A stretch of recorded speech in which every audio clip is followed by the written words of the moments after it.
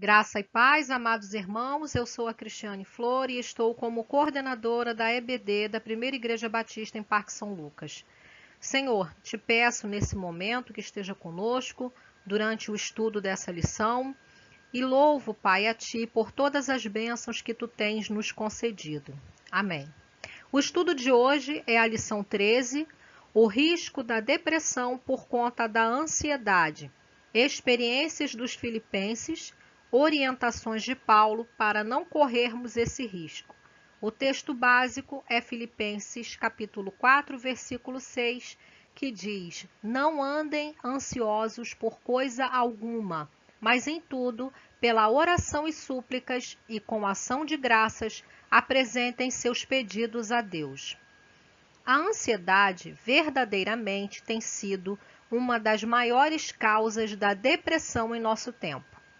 Então, o que é ansiedade?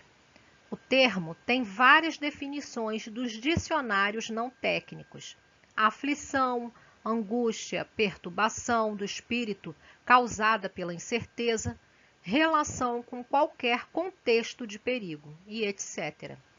Levando-se em conta o aspecto técnico, devemos entender ansiedade como um fenômeno que ora nos beneficia, ora nos prejudica, dependendo das circunstâncias ou intensidade, podendo tornar-se patológica, isto é, prejudicial ao nosso funcionamento psíquico, mental e somático, corporal.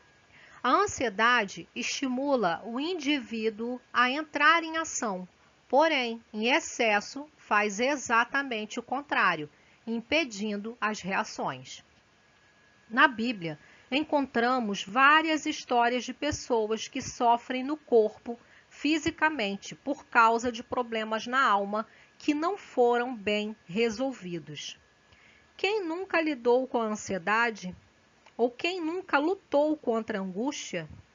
Os problemas e as aflições são companheiros presentes em nossas vidas. Lidaremos e lutaremos contra angústias até o fim de nossas vidas. A questão é não deixarmos a ansiedade perdurar muitos dias.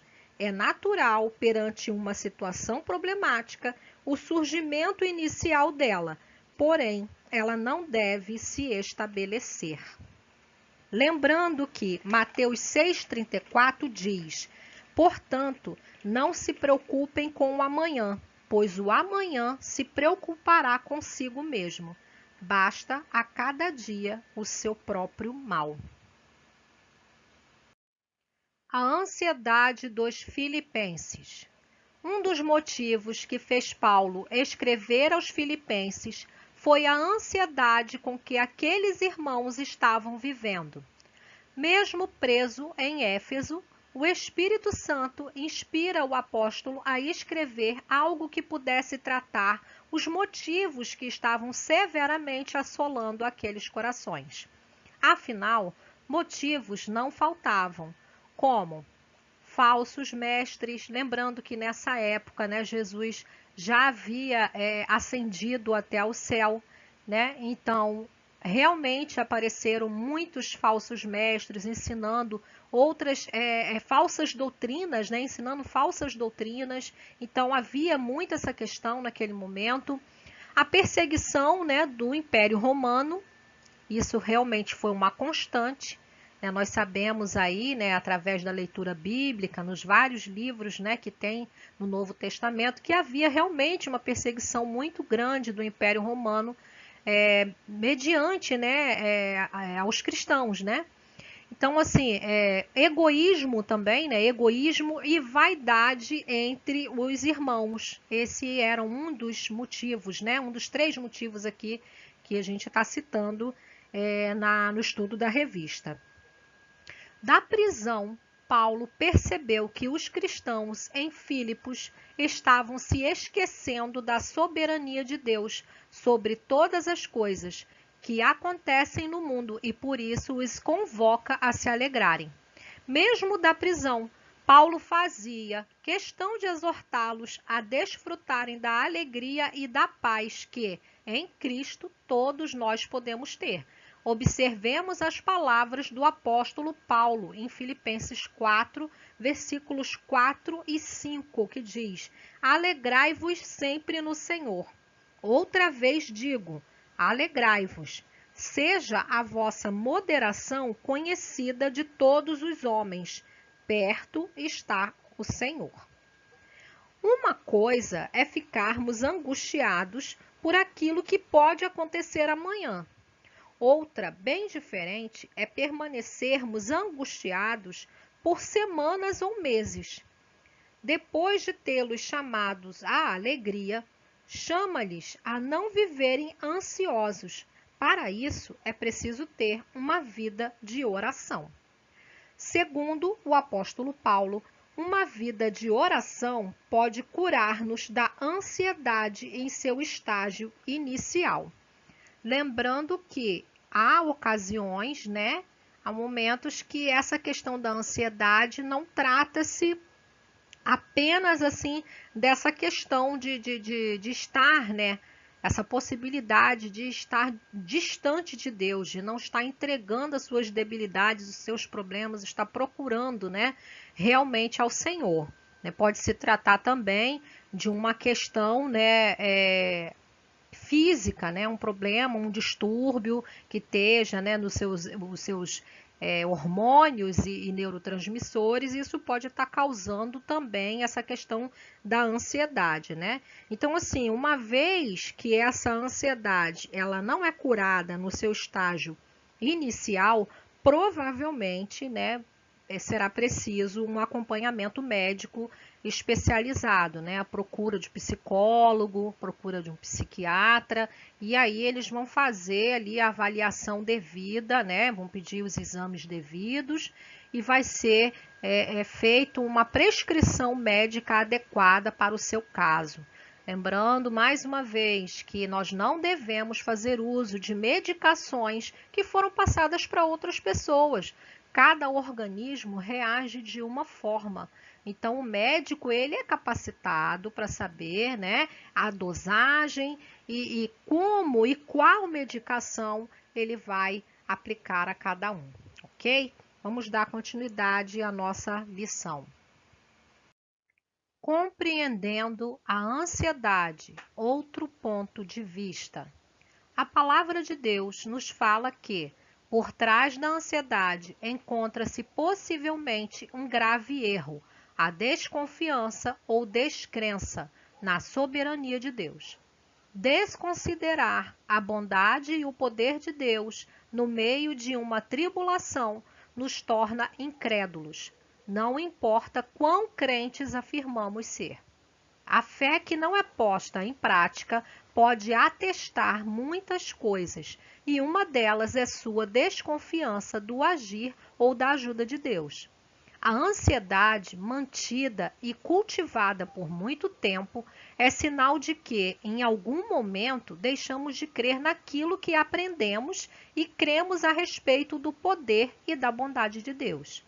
É muito importante olharmos para a ansiedade também desse ponto de vista. Ela pode ser fruto de uma negligência no que diz respeito à fé nos atributos da bondade e da soberania divinas, bem como o controle que ele detém. Vejamos o que a Bíblia diz. Bondade de Deus. Em Salmos 31, versículo 19, diz: Como é grande a tua bondade, que reservaste para aqueles que te temem, e que à vista dos homens concedes àqueles que se refugiam em ti. Então, o versículo aqui, o salmista está dizendo, enaltecendo, a bondade de Deus, a bondade que ele reserva para aqueles que o temem, para aqueles que entendem, a sua dependência dele, para aqueles que refugiam-se em Deus, que buscam ajuda neles. Então, creiam nessa bondade, confiem nele. Vamos ver a respeito da soberania, o poder de Deus. Em Jó 42, versículo 2, diz: Sei que podes fazer todas as coisas, nenhum dos teus planos pode ser frustrado. Os planos traçados por Deus não podem ser frustrados.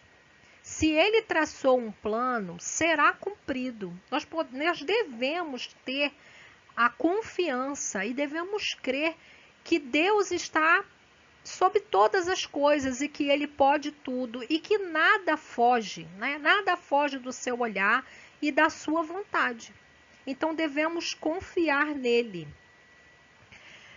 Vamos ver a respeito também que Deus está no controle de todas as coisas, né? Isaías 14, versículo 24 diz: O Senhor dos Exércitos jurou: certamente como planejei, assim acontecerá, e como pensei, assim será.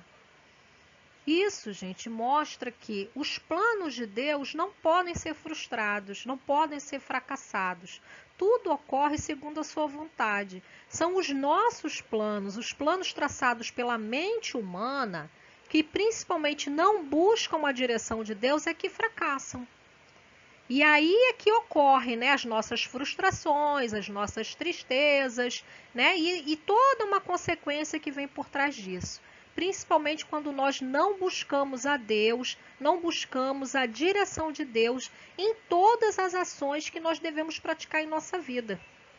Se nós colocássemos mais, né, a nossa vida realmente aos pés de Deus e buscássemos, né, a direção dele, certamente nós fracassaríamos muito menos e teríamos muito menos tristezas e muito menos decepções. Vamos dar continuidade. As possibilidades. Precisamos apresentar a Deus em oração diariamente os motivos que nos trazem ansiedade, pois se não for assim, ela vai nos consumir.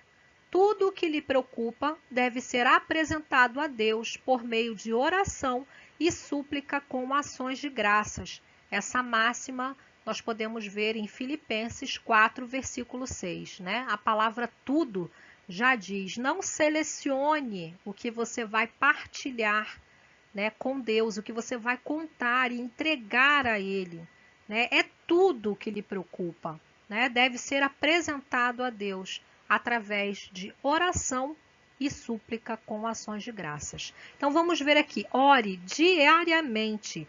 Orar, bom, é falar com Deus, né? Falar com reverência, com fé e, sobretudo, com amor. Pedindo conforto, conselho e ajuda. Orar é você realmente ter essas conversas com Deus, né? Você partilhar tudo com Deus, as coisas boas e também as coisas que te afligem, né? Vamos ver aqui a respeito de súplica, né? Súplica é um ato de pedir com humildade e perseverança. Aquele que suplica entende a sua posição diante de Deus. Entende que é dependente de Deus e não o contrário, como tem ocorrido por aí afora, né? Muitas pessoas estão esquecendo, né, que elas estão na posição de servas, né, e não o contrário. Nós somos servos e Deus é o nosso Senhor. Então, Ele vai dar aquilo que a gente pede segundo a sua vontade. Se Ele quiser dar, quando e como. Nós precisamos ter a maturidade para saber entender os nãos, para entender o espere, que Deus muitas vezes nos dá como resposta, né? E não nos comportarmos como crianças birrentas, fazendo pirraças e não entendendo a resposta do Pai, né? Aquela pessoa que suplica, ela entende que é dependente de Deus e não o contrário. Enxerga sua incapacidade diante das adversidades, com um coração quebrantado a Deus, né? Uma outra parte dessas ações aqui é a gratidão e ações de graças. Mesmo nas angústias e lutas, devemos ser gratos por tudo o que Ele nos faz. ou nos fez, entregando o nosso louvor a Deus. Não é possível encontrar a paz sem que haja gratidão. Para agradecermos, é necessário que nos lembremos de fatos do passado, fatos que nos levaram à oração e à intercessão, fatos que nos levaram a buscar a Deus como única fonte de socorro, livramento e solução. Eu acredito que todo mundo, se parar para pensar um pouquinho e buscar na sua memória, você vai encontrar algum momento difícil na sua vida em que você se voltou mais para Deus através da oração, né, e da intercessão, a própria súplica, né? E você vai lembrar que Deus, ele esteve com você, né? Isso é você buscar na memória, trazer à memória aquilo que lhe dá esperança. Isso é importante a gente fazer, esse exercício de voltar lá no passado e lembrar por situações difíceis e que Deus se fez presente, que eu acredito e eu tenho fé que Deus se fez presente em muitos momentos da vida de vocês, assim como Ele se fez presente em muitos momentos na minha vida e continua sendo, né? Eu sou muito grata e muito feliz por essa graça que Deus tem derramado sobre a minha vida. Tudo isso fará com que a paz de Deus, que excede todo o entendimento, guarde os seus corações e as suas mentes em Cristo Jesus. Em Filipenses 4:7, né, nós podemos ver isso, que a paz de Deus, ela excede todo entendimento e Ele guarda, né, essa paz, ela guarda os nossos corações e as nossas mentes, se estivermos em Cristo Jesus. É uma paz que nos ajuda a manter a mente tranquila para pensar e o coração calmo diante da certeza de que tudo ficará bem ao final. Só em Cristo podemos ter paz em meio a tempestades. Essa foi a nossa lição de hoje. Fiquem com Deus e até a nossa próxima aula. Tchau!